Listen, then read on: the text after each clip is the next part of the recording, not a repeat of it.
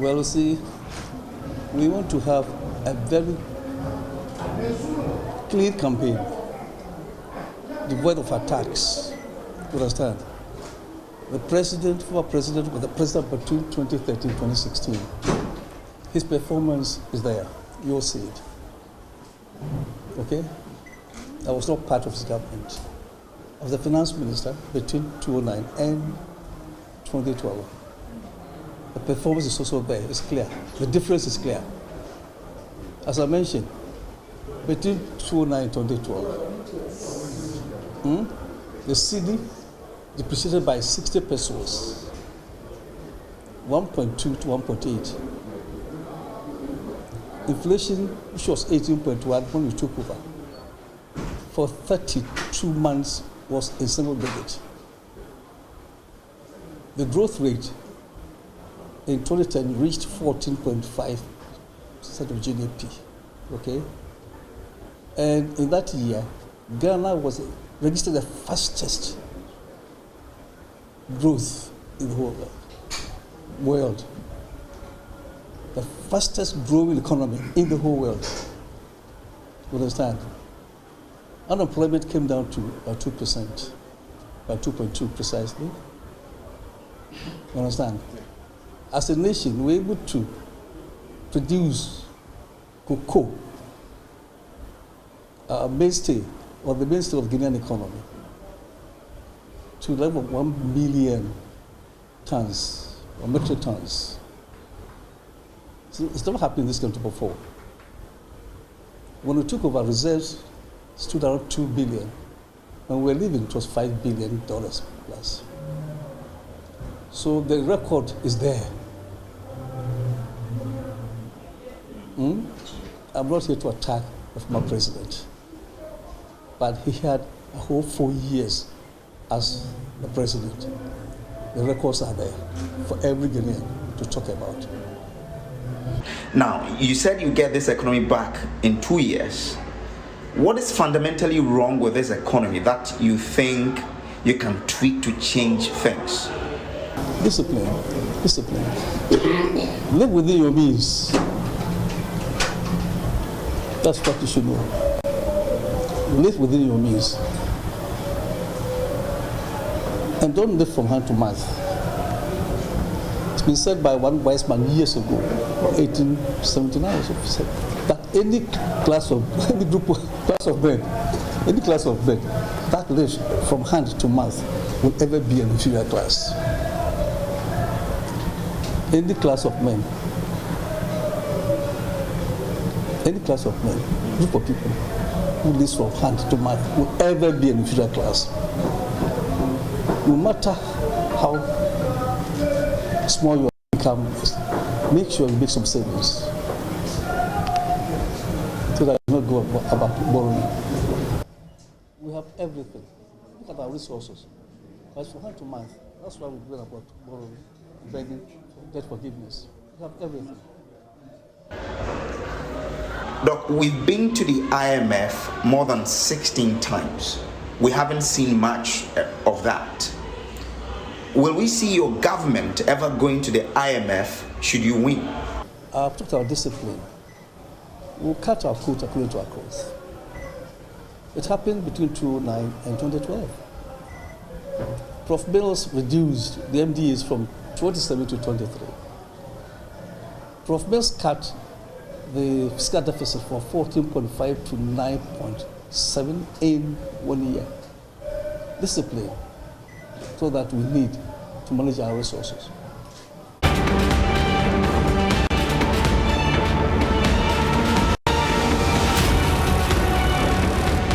And to collect the form for me. I wanted to go there, but Gloria said, no, we are traveling from Kwabena Duffuor to come and collect the forms for you. Don't book an inch. That's why I'm here. Thank you. The grassroots, the owners of the party. You are the ethos and spirit of the party. When the party was formed, there was a cardinal pillar. Today is being demonstrated. The pillar was what? Power to the people.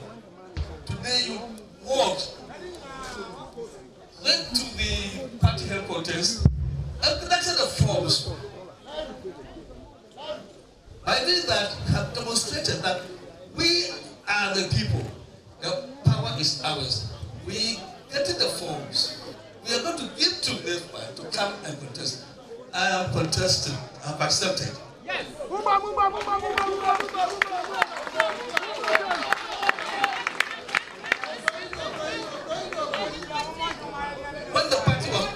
the party was formed, at first, yes, the grassroots were very powerful.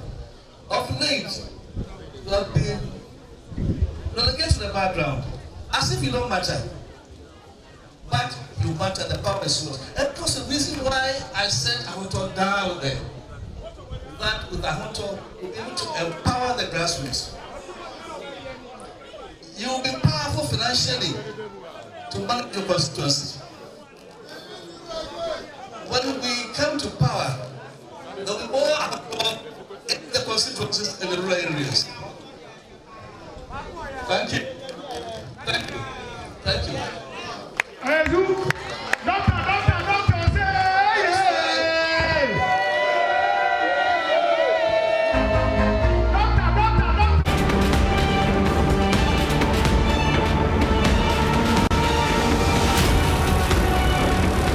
Well, as you say, you need a Messiah, someone who knows. But there's also a former finance minister in there. Why do you think he is not the one best placed who understands how the economy is and can better do a good job than Jay? You are comparing a minister to a foreign president. I think you know that there's no basis for comparison. A minister and a former president, there's no basis. Because the minister is only allowed to handle within his comfort area as a minister. But the president is for all. And the country needs a hand who knows almost everything or everything. And that's why I said we need an experienced leader who has done it before and is available and is willing. Then I think we are lucky. It's a gift from God.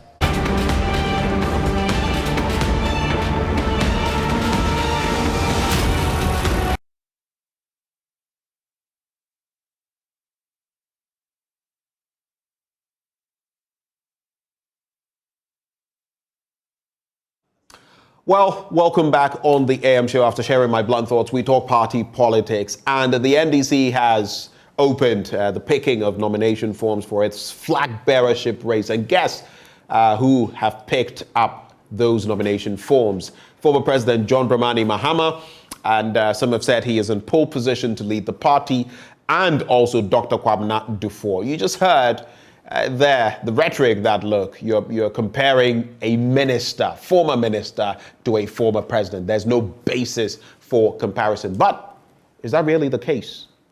How is it going to play out among the delegates who are actually going to be voting, the swathes of delegates who are going to be voting? And what could this mean for the party moving forward? Because if they slip in terms of leadership, that could affect the fortunes of the party come 2024, which is just around the corner. So how does the party address all of this? Well, joining us to dilate on those issues, Dr. Kwesi Amache-Boateng. He's a political scientist at the Kwame Nkrumah University of Science and Technology. Dr. Sumaila Asa is a development expert and senior lecturer at the C.K. Tedam University of Technology and Applied Sciences. They join us for a conversation on this matter. Gentlemen, a very good morning to you, Dr. Amache and Dr. Asa. Morning. It's a pleasure having you join the conversation. I think I'm not hearing from one of you. I want to be sure I can hear both of you. Hello, good morning. Good. Okay, I think I can hear both of you now. 2024 is just around the corner, and the different parties are lacing their boots. It is obvious now from the way things are looking that the NDC is going to select its flag bearer before the NPP does, which wouldn't be anything odd. The NPP has its constitution and the stipulations about a year before the contest. But when you look at the landscape, the NDC, with everything that is happening and how things are panning out now with some opposition to former President John Dramani Mahama. What would you say is your initial comment on happenings within the NDC as far as who leaves the party is concerned? I'll start with you, Dr. Amachi.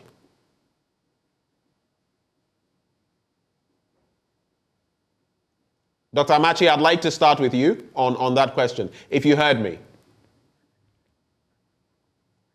All right, let me go to Dr. Asar then. Dr. Asar, I think the connection to Dr. Amachi is frozen, so we'll start with you instead.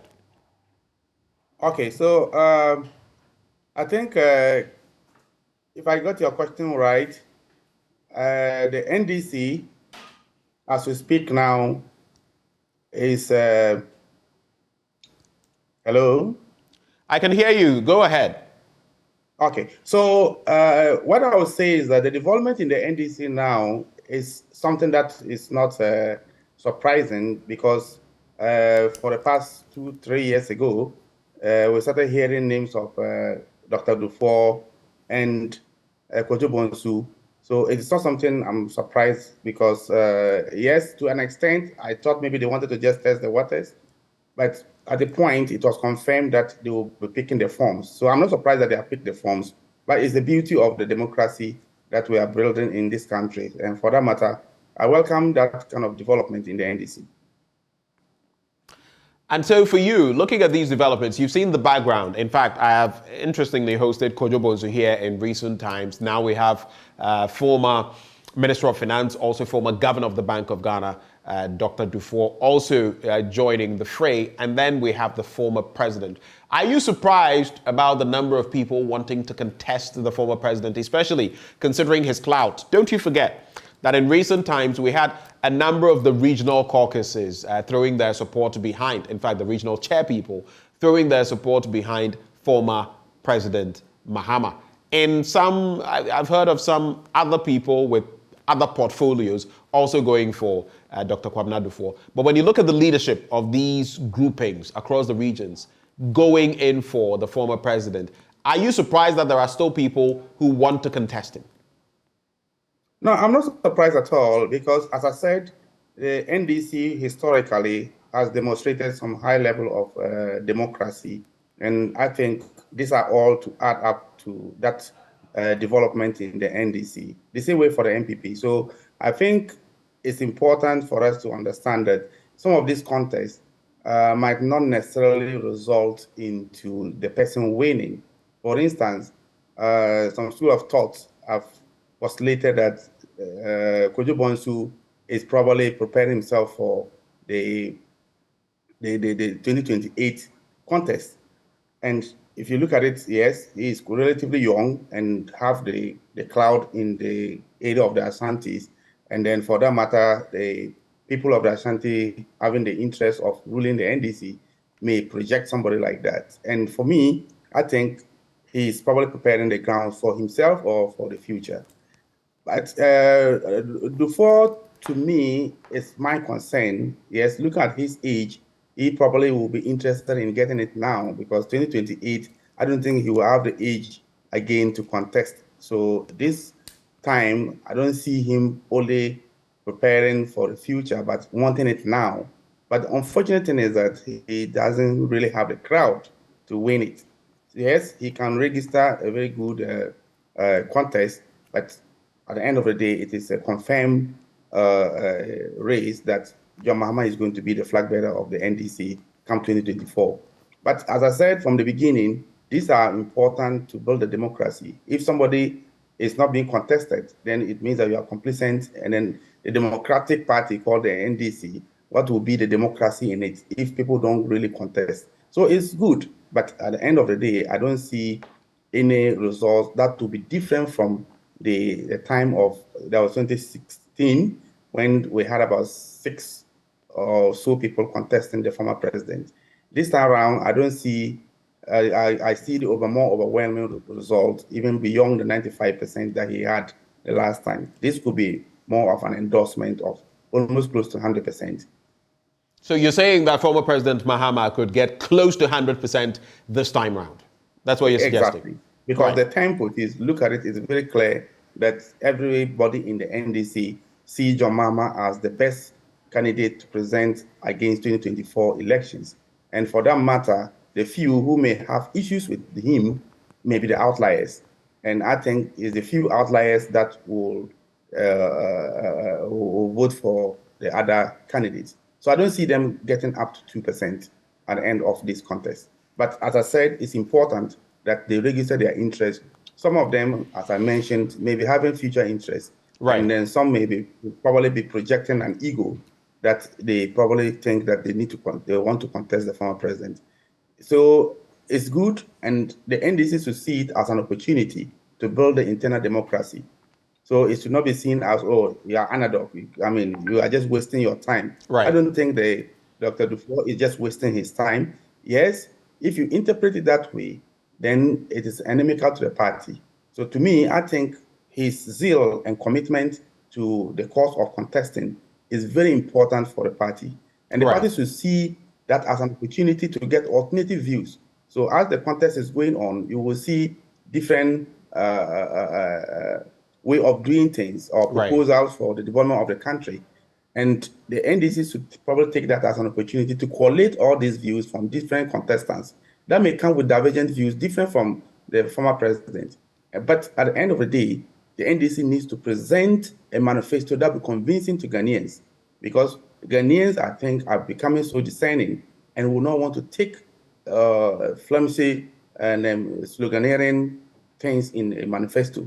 So they should take this as an opportunity to let the candidates come out with clear lines of agenda that will help the country in the future. And then for that matter, they can collate that for the manifesto that will be convincing for the people of this country. Hold your horses for now, Dr. Asa. Let me bring in Dr. Kwesi Amakye-Boateng as well. The connection wasn't so good earlier. I hope it's better now. Dr. Amakye-Boateng, can you hear me? Dr. Amakye-Boateng, can you hear me? Please unmute so we can hear you. If you can hear me, please press unmute so we can hear what you are saying. Yes, can you hear me now? I can hear you now, loud and clear.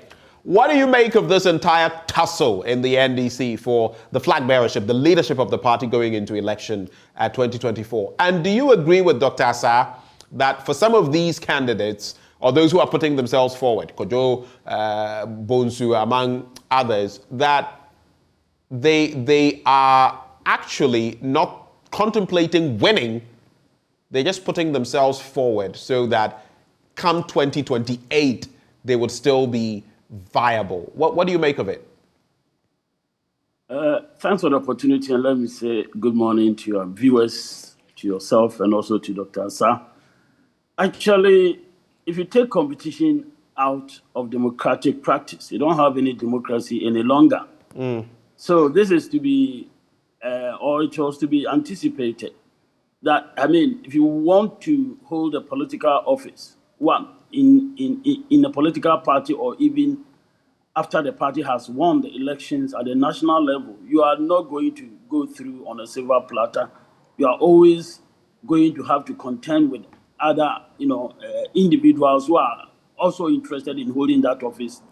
And let me also add that who have what it takes really to lead, in the various capacities. So, yes, President Mahama has been around for a while. And then he has provided leadership for the party and also for the country on various issues over the period. And through that, consciously or unconsciously, he has greatly made himself known to Ghanaians that he has alternative ideas to the challenges facing the country. So it's not surprising to me that he stands tall in the NDC as at now, and that all other things being equal. If you want to look at it from a rational perspective, you wouldn't want to replace President Mahama with any other person in the NDC. One, he's marketed himself so well. Two, he has addressed some of the critical issues, that constitute the challenges facing all of us now. He has come out, provided alternatives.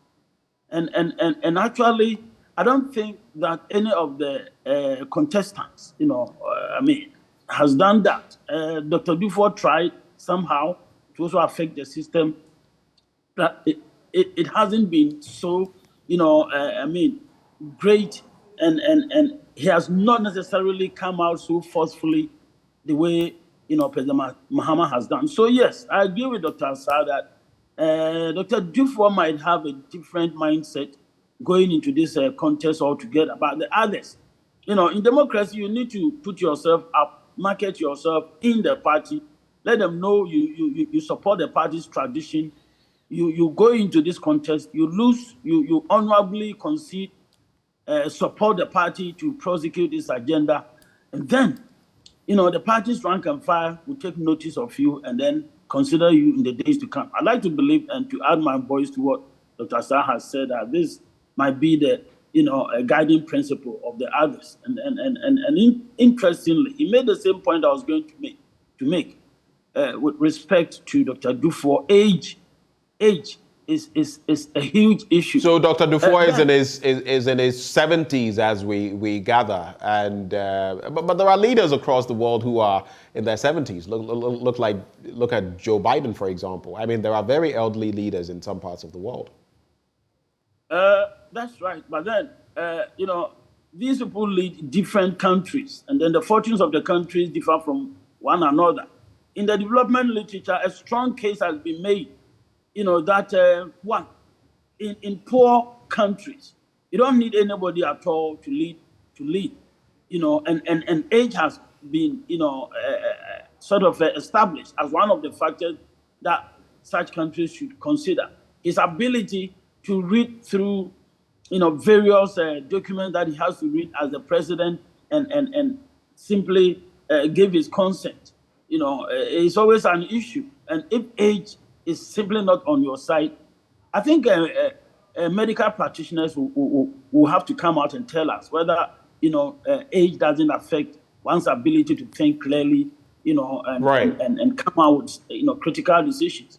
So age is not on his side, and I don't think going forward, Ghanaians will want to, consider people 70 years plus. I don't think so. So everything points to. But that's just hold a bit. That's an important point you make. You don't think the Ghanaians moving forward would want to consider people 70 years plus. We're seeing that same, image reflected in Nigeria, for example, where I think the only person below that age is Peter Obi. If you look at Tinubu and Atiku, same scenario. Our current president is 70 plus, and we're seeing, the problems that we're seeing. So is that something, just to veer off slightly, is that something that you feel we should tackle, maybe even constitutionally?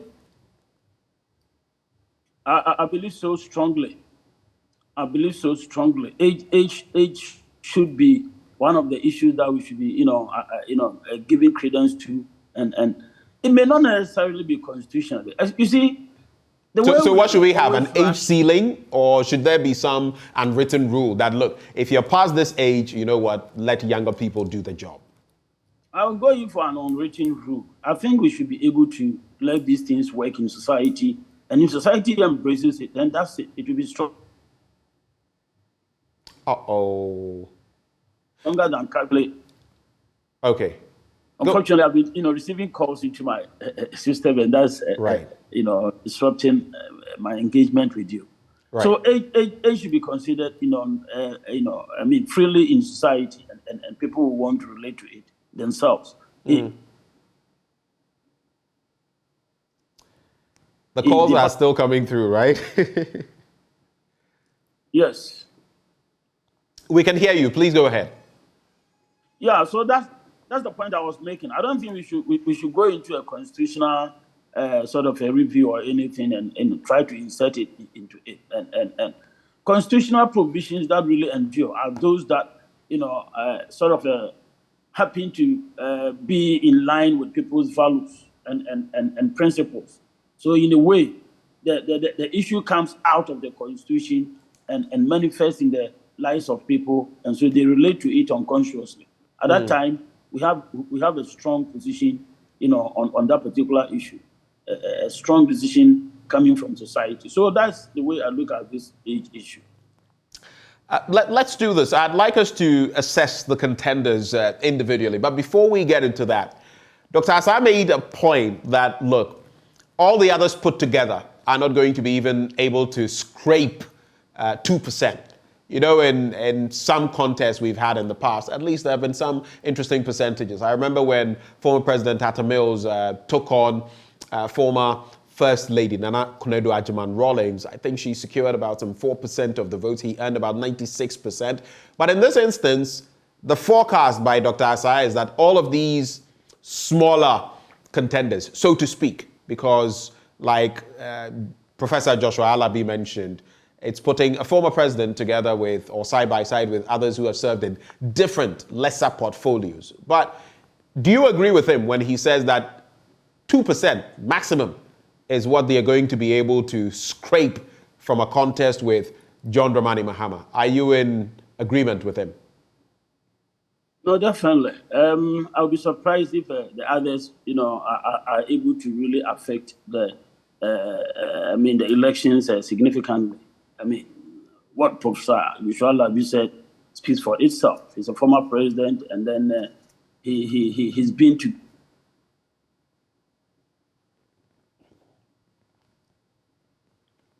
together with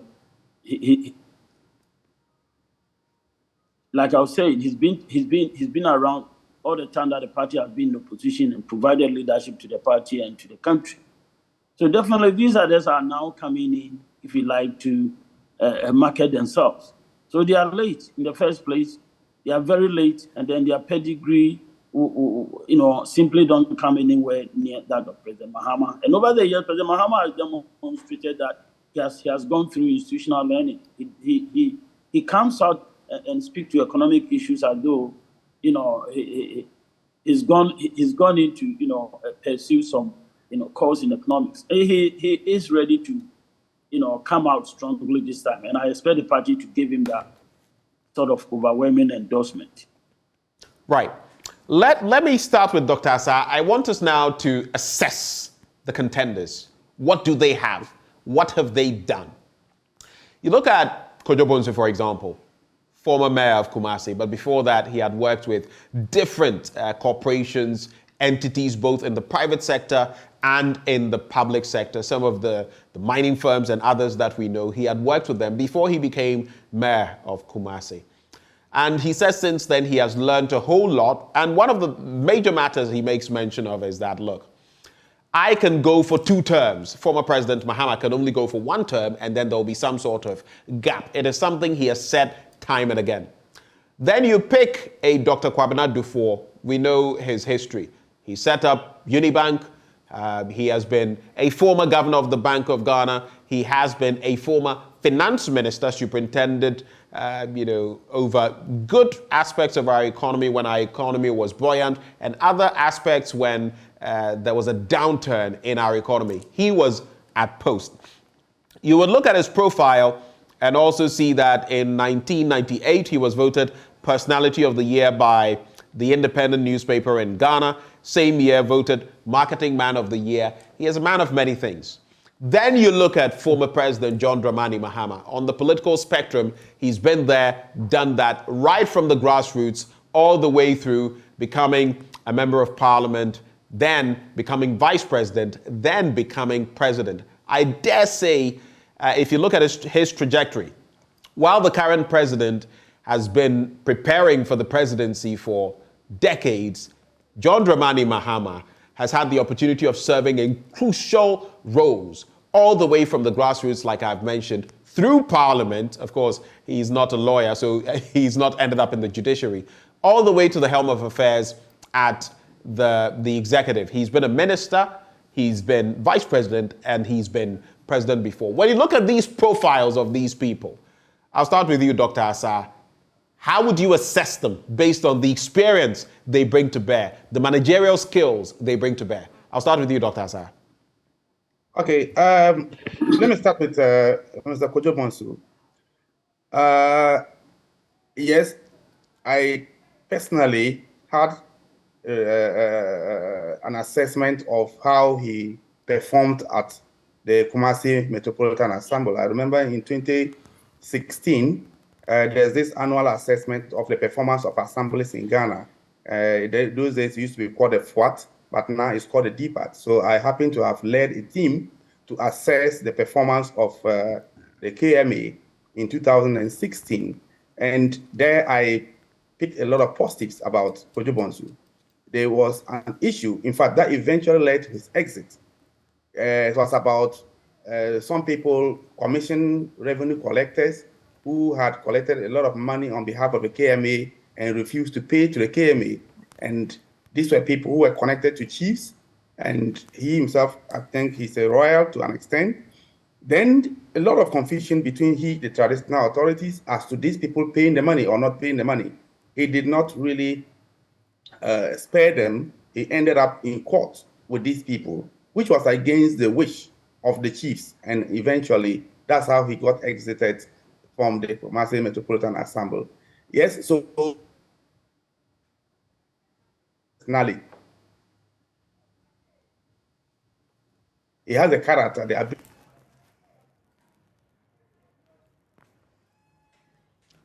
We are losing your sound, Dr. Asa. Please try to...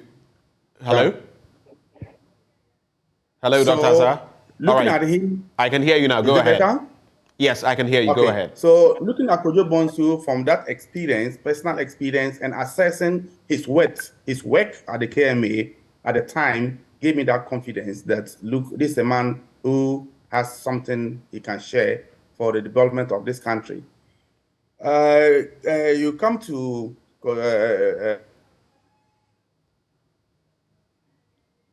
Dr. Duffuor, and as you have given his pedigree, this is a very fantastic man. I admire him so much. From the private sector and from the governance perspective, he has it all. When it comes to how to manage the economy, he demonstrated that when he was the governor of the Bank of Ghana, and then when he became...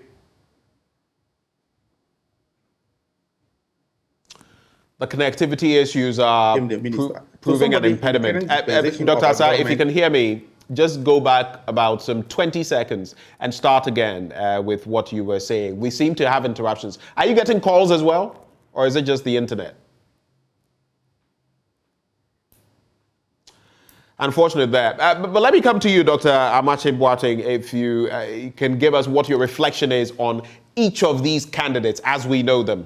Kojo Bonsu, Dr. Kwabena Duffuor, John Dramani Mahama. Your take. Yeah, I think I don't have the information Dr. Asa has on Mr. Kojo Bonsu. And so obviously, since these are public issues and, you know, he had opportunity to engage him in that capacity, then we'll all buy into the ideas he's sharing with us. Right. And then Dr. Duffuor has also endeared himself so well to himself as a private individual, his businesses, and also to all of us as a country serving in that particular capacity of a finance minister and also governor of the Bank of Ghana. He has had great opportunity. And interestingly, in UK, for example, their finance ministers generally, you know, also tend to have the capacity to become the leaders of the country. Then once again, I'm coming from the development literature. Emphasis is placed on, you know, knowledge of economics for the overall leader. That a person should have, you know, knowledge of economics. They don't necessarily agree that you should have a university degree or something like that. But you should yourself, you know, you should take it upon yourself to acquire those skills. Dr. Kwabena Duffuor has got all these. But then my problem is one issue. The challenge we have in Ghana has got to do with having the political will to, you know, simply call people to order, people from your own party. And I don't have any information about him, about his ability, you know, to be firm. I don't know whether he's, you know, that principled individual who will not allow people to take the public interest for granted and get away with it. So Ghana needs some such person who will be able to put his feet down, call a spade, when it has got to do with his own party members. I don't know anything about him from that angle. We get the information from Dr. Sai, so you want to conclude that Kojo Bonsu has got some such skills. He's tough and strong, and even here in Kumasi at the KMA, he could do what he did. In fact, that is really a feather in his cap. Coming back to President Mahama on this very issue, we know in the Fourth Republic of Ghana, I stand to correction, but I think he's the only one who has, seen to, somebody he has put in a high position of trust and who didn't really give a good account of his stewardship, seen to it that, the judicial system simply, the guy is taken through the judicial system and if he could come out, then that was it. The person didn't, come out, and I think he did go to, or he did serve some time. So President Mahama, although generally also was rocked with some issues, about corruption in his party, but then at least he has something to share with all of us. So, if you put all these together, there's one thing President Mahama has that the others don't. That raw experience in government, and then going out, it gives him another opportunity to sit back, examine the system, how it has been working, the challenges in government, what the current government could do or could not do. So I think he has gone through these, and to me, he has what we call gone through institutional change. And if he should get the opportunity to serve Ghana again, I expect a new President Mahama, a renewed, someone with knowledge, with understanding, and possibly with a stronger resolve to address the challenges facing the country. Thank you for that very interesting reflection on these three candidates. Let me go back to Dr. Asah, find out whether the connection will be better now so we can pick his thoughts. Doc, can you hear me? Well, his connection is still not friendly right now. When I get back to him, I'll try to look at the other dynamics that we can consider. I would ask you, Dr. Amakye Boateng, in terms of former President Mahama, he has had the opportunity of serving as president before, and we saw the pros and the cons, the good and the bad, and the ugly, if you like, under his tenure. Some have said, some have asked, if the former president wants to come back, and the picture has been painted that he is a saint now compared to what we're seeing, like most people would say. But has he learned enough from his errors that he would leverage or lean on to push himself back into that office? Do you feel he's learned enough? Because people say they listen to him and it's about this and that and saving the economy, but he's never been heard saying, so to speak, I have learned my lessons and I can do better. I feel I can do better. Some make those allegations. What's your thinking?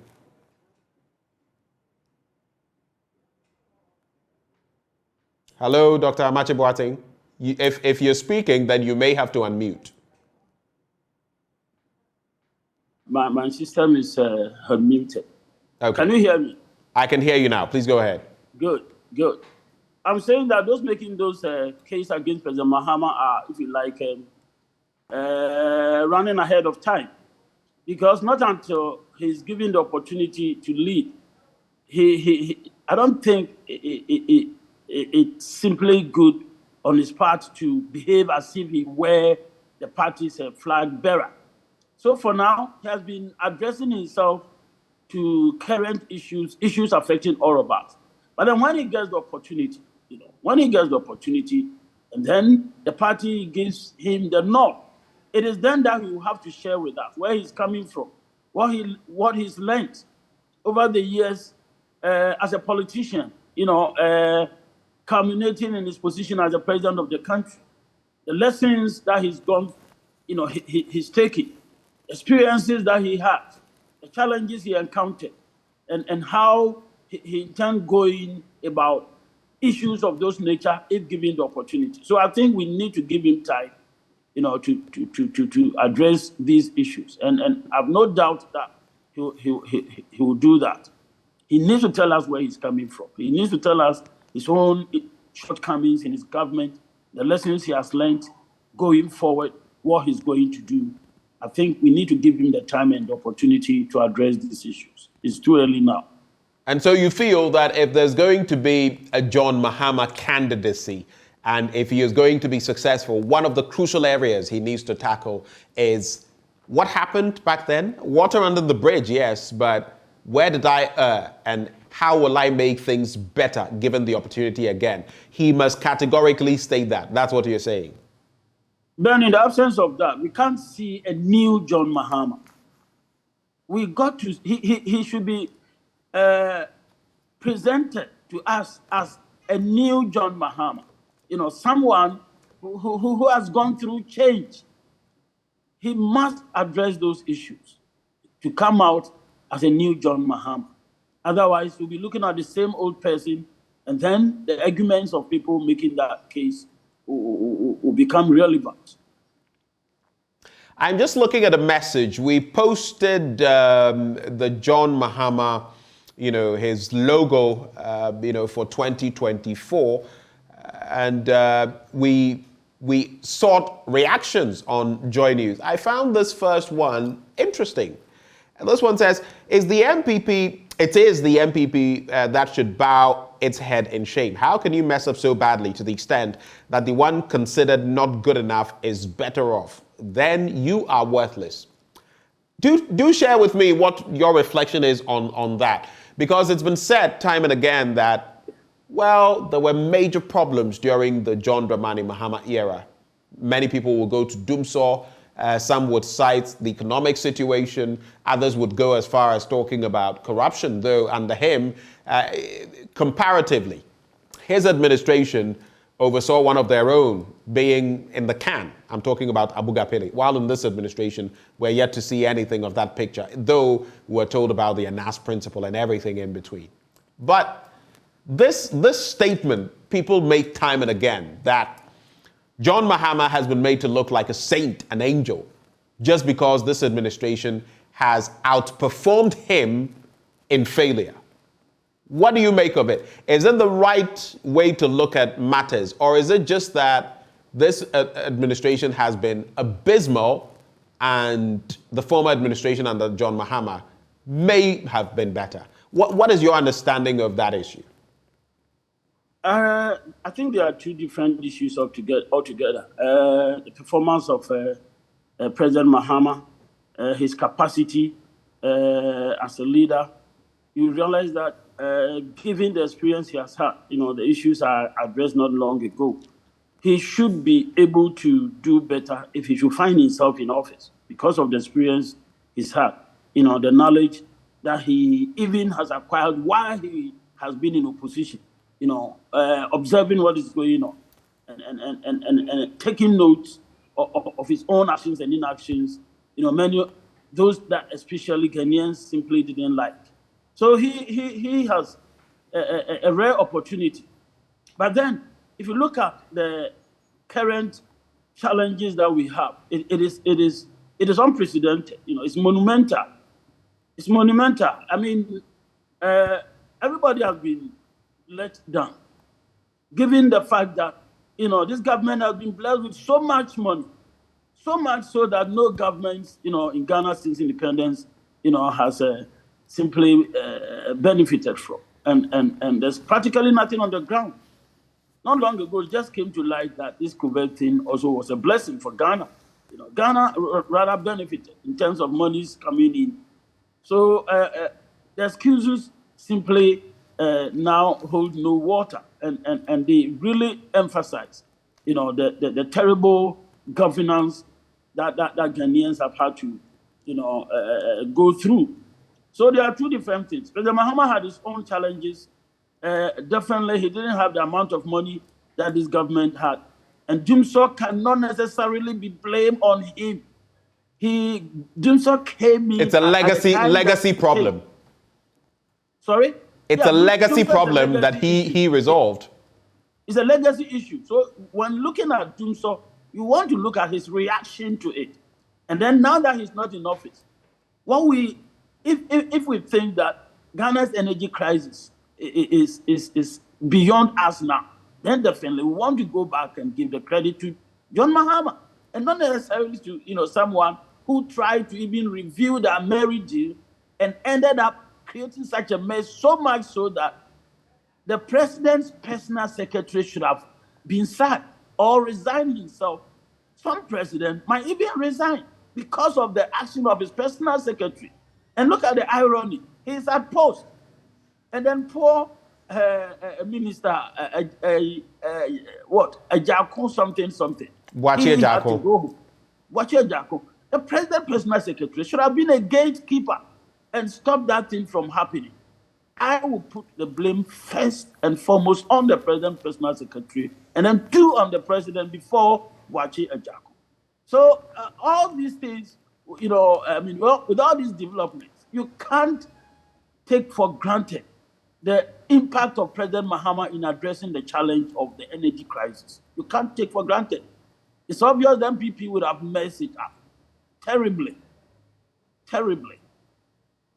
Now, when you look at contemplating the next leadership of our country, and that is what whoever gets the nod in the NDC and whoever will get the nod in the MPP will be gunning for. The MPP says it wants to break the 8. The NDC says it wants to return and restore to the people what the people deserve. But that person, whoever he will be or whoever she will be, will have his or her work cut out for him or her.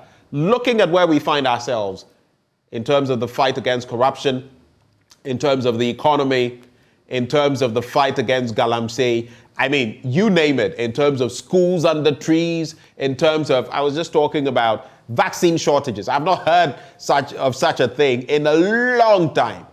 It's happening now. I mean, vaccines for children, that is like, it's unthinkable that you would, in Accra and in many other places, many other regions, Koforidua, Wa, Bolga, there's a shortage. I mean, I don't know what is happening, but it is clear that whoever takes over will really have his or her work cut out for him or her. So what would be your expectations in that regard for whoever takes over? Then the challenge is daunting. And I believe strongly that this is one major reason why we need President Mahama, someone who has been there before and who has been around all this while that Ghana simply has been run down, and all these challenges are facing us now. It got to do with what political scientists will say politics, resource allocation. Someone who has been there before sits at home, and then he has a general understanding of the challenge, and then definitely tentative solutions. Of course, he'll be contemplating on some of these all by himself, but in government, definitely he will be able to bring the right caliber of individuals around him. This experience will also show in the people he puts together to work with. And there's one thing. He himself, together with the NDC, has been talking about the need for the size of government to be reduced. It means, therefore, that if they should come into power, this challenge would be addressed, head on, because they can't make a U-turn. So the expectations are that we need an experienced individual, someone who has been there before. And then all the other issues will have to be, addressed from that angle, putting up a team, ministers, CEOs. The Constitution gives the president that, all powers to appoint everybody who matters in the country.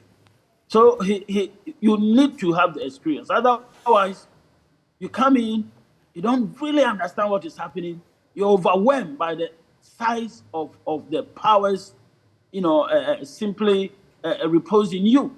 And we've seen that in the first years of new governments. They simply don't know what to do. They spend a lot of time working out all these issues. So right. I think, yes, the challenges are with us here, they are daunting. But then Ghana finds itself in also this interesting situation where we have a former president who has been voted out and is desiring to come back. Why is he coming back? Is he just coming back to repeat the old mistakes? No. I see a sense of purpose. And so I think, yes, we're going to go through challenges simply because, putting money together is the main challenge. And it should be possible for, this new person to understand the situation and possibly, find ways out. So these are some of the expectations that I have. All right. Let me bring in Dr. Asa, who is back. Doc, you've missed a chunk of the conversation. We're beginning to wrap the conversation. I'd like you to focus on 3 quick things, and the last 2 I'll bring to Dr. Kwesi Amakye-Boateng to deliver his final comments on. Whoever takes over from this administration will have a tall order to get down to. It's been said that that person would inherit quite a situation, likely an IMF deal, a broken economy, and so much corruption, so to speak. What would be your expectations of whoever takes over, whether from the NDC or the MPP? And I just want both of you... Okay, so go ahead with that thought. Go ahead with that thought. Go ahead. I said it will be a daunting task on anyone who will be taken over because, as we all agree, we are in a difficult situation now as a country in terms of the economy, and even the expectations of the citizens are so high that the person who will be coming needs to really get himself organized before coming. Right. I think it's an opportunity for anyone who will be coming now not to be campaigning only, but really reaching out to the experts in this country. I always say that Ghana is blessed with a lot of knowledge. If you look at all the areas that we are struggling now, we have expertise.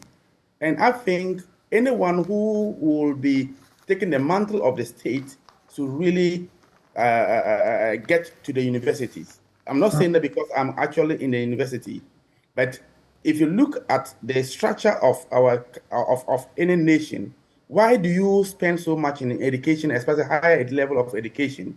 Building universities is not to just teach students, but they are the basis for generating the knowledge required for the development of the country. So I think the current situation, anyone who is coming, particularly the manifesto that will be coming out and getting to the National Development Planning Commission and all the district assemblies so that we understand how to build a local economy. You see, most often we try to look at the macro economy without looking at the local economy. And as we say, if the bases are wrong, then you have it tough at the top. So I think anyone who becoming needs to really harness the resources that we have in this country in terms of the knowledge. What do we need to do to change the mindset of Ghanaians? As we speak now, we have agreed that we have over important things that we have comparative advantage of producing. How do we change the attitude and taste of Ghanaians so that we buy and eat Ghanaian products? How do we let the politician know that, look, this avenue of politics is not for you to come and make money? So the one who be coming as the president need to let his appointees and people who are coming on board to know that it's not an avenue to come and make money, but I'm bringing you on board to come and help change the situation for the betterment of Ghanaians. Right. So these are the things that I'm expecting whoever who be coming, whether it's John Mahama, of the contenders, or coming from the MPP angle. They are in power now. Right. They may have a little challenge because when you are writing your own script, you find it difficult to really correct it. So they may have a challenge in terms of understanding the issues better. But Dr. Asa, we have to go, but I just want both of you to take a bite at this in some 20 seconds each. The Parliament adopting the CI to make the Ghana card the sole registration document by a majority decision. What is your quick reflection on that in some 20 seconds? I'll start with you, Dr. Asa, before I wrap with Dr. Amakye-Boateng. Okay, you are talking of the Ghana card? Yes. Let me just get that quickly again, please. It's been adopted by a majority decision to be the sole registration document. And I just wanted your quick reflection on that by Parliament. Yes. To me, I think it's important that as we progress in the country, we should have a consolidated data. And if the Ghana card and then the NAI is the basis that we want to build on. But as whether it's going to be done now is the challenge. Do we have every Ghanaian with the card? If you don't have every Ghanaian with a card, you will disenfranchise some people. Right. And I think that is where the NIA needs to really work harder to get every Ghanaian with a card. And as soon as that is done, it makes the data more consolidated and easier for us to work on. Dr. Asa, we are immensely grateful for your time. Thank you so much for having joined the conversation. Dr. Amakye-Boateng, you have the final take in some 20 seconds on that same bit.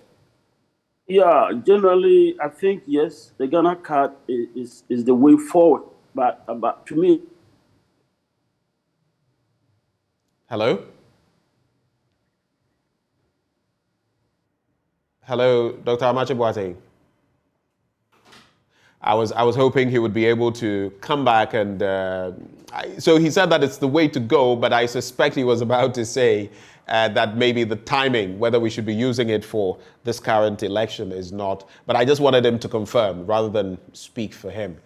One last time, Dr. Amache Boateng, can you hear me? Okay, well.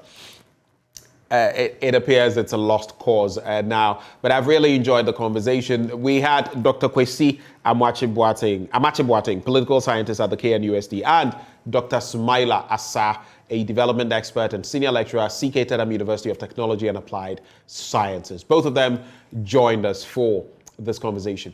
But also on the show, we'll be talking about post-harvest losses and how our government can mitigate that situation. It's very common to see heaps of oranges rotting by the side of the road in the Abura, Asebu, Kwamankase district. Now, the farmers in the district, after months of hard work, failed to either break even or even make a profit from their toil.